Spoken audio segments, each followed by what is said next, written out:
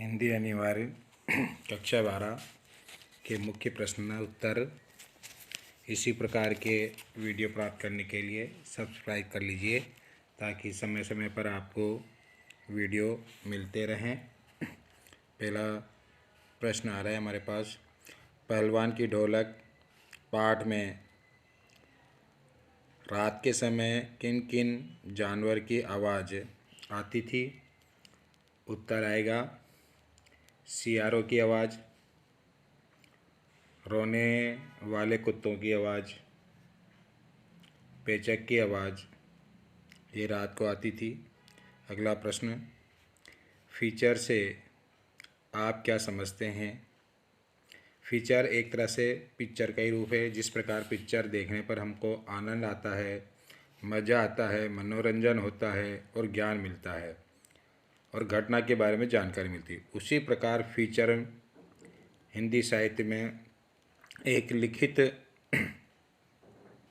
रूप में किसी घटना को रोचक ढंग से प्रस्तुत किया जाता है जिसमें पढ़ने वालों को मज़ा आता है, ज्ञान मिलता है और उनको संतुष्टि मिलती है। इस प्रकार फीचर वह गद्य शैली है जिसमें किसी घटना के प्रति आनंद को पढ़ने वाले को रोचक शैली में प्रस्तुत घटना है, मज़ा आता है, आनंद आता है, इसे फीचर, इस गद्य शैली को फीचर कहते हैं। अगला प्रश्न आ रहा है, लेखक की माँ के अनुसार पढ़ाई की बात करने पर लेखक कैसे गुर्राता था? तो जंगली सुअर के जैसे गुर्राता था। अगला प्रश्न आता है हमारे पास, यशोधर बाबू सर्वप्रथम किस पद पर नियुक्त हुए? तो उत्तर आता है मेस में रसोइये बाय सर्विस पद पर नियुक्त हुए।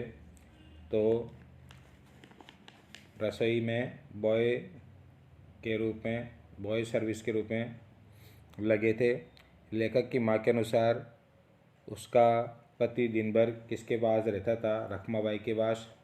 अगला प्रश्न है, लेखक की माँ के अनुसार उसका पति दिन भर किसके पास रहता था? रखमाबाई के पास। यशोधर बाबू का पूरा नाम बताइए। Y.D. पंत। सोधलगेकर किस भाषा के अध्यापक थे? तो मराठी भाषा के। अगला प्रश्न आता है हमारे पास, हजारी प्रसाद द्विवेदी की रचना बताइए। अशोक के फूल, आमदास का पोथा। अगला प्रश्न, गजानन माधव मुक्तिबोध का जन्म कहाँ पर हुआ?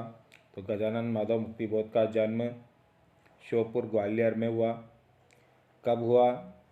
13 नवंबर 1917 में गजानन माधव मुक्तिबोध का जन्म हुआ। अगला प्रश्न है, मुद्रित माध्यम चिंतन, विचार और विश्लेषण का माध्यम किस प्रकार है? मुद्रित माध्यम यानी कि अखबार। अखबार चिंतन का, विचार का और विश्लेषण का माध्यम है, बताइए। तो हम ये कह सकते हैं कि मुद्रित माध्यम में हम गूढ़ बातों को लिख सकते हैं, गंभीर बातों को लिख सकते हैं। इसके कारण पढ़ने वाला साक्षर भी हो जाता है और उसके पास समझने सोचने का समय भी होता है और उसमें धीरे धीरे योग्यता भी बढ़ती जाती है। इस प्रकार हम कह सकते हैं कि मुद्रित माध्यम चिंतन का, विचार का और विश्लेषण का एक सशक्त माध्यम है। इंटरनेट ने शोध अर्थात रिसर्च को किस प्रकार आसान कर दिया है? इंटरनेट ने विश्व भर में किसी भी सामग्री को आसानी से खोजा जा सकता है। इस कारण हम रिसर्च के लिए कोई भी जानकारी आसानी से प्राप्त कर सकते हैं। इसलिए हम कह सकते हैं कि इंटरनेट ने शोध के कार्य को बहुत आसान कर दिया है।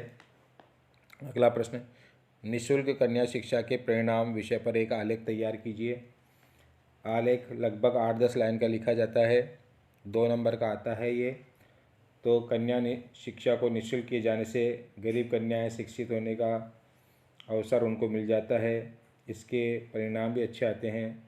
लड़के और लड़कियों में शिक्षा का अनुपात बराबर आने लग रहा है और लोगों को कन्याओं के प्रति शिक्षा के प्रति कन्या की शिक्षा के प्रति प्रोत्साहन भी मिल रहा है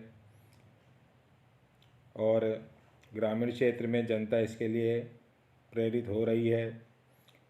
लड़के लड़की में भेदभाव को दूर हो रहा है, दहेज प्रथा पर नियंत्रण हो रहा है। इस प्रकार हम कह सकते हैं कि कन्या निःशुल्क शिक्षा से अधिकांश लाभ मिल रहा है और मिलता रहेगा धीरे धीरे और इसके परिणाम सार्थक रहेंगे। इसी प्रकार से वीडियो प्राप्त करने के लिए सब्सक्राइब कर लीजिए।